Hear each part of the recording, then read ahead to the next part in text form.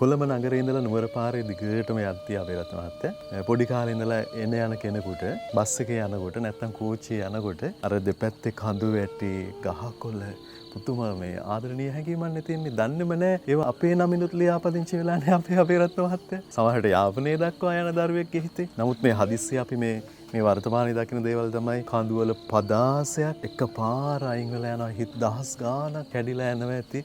අනේ මේ කාරණා පිළිබඳ සාක්ෂි ඉදිරිපත් කරලා දෙන්නකෝ අපේ අබේරත්න මහත්තයා.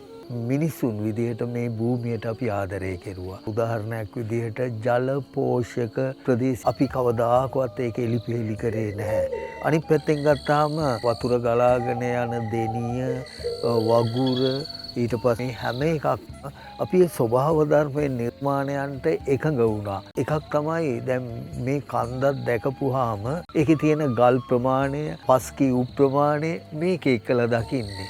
ඇයි මේ වාණිජවාදී චින්තනය තුළ මේ පාරිසරික දයාව, පාරිසරික ඇල්ම අපෙන් අයින් වෙලා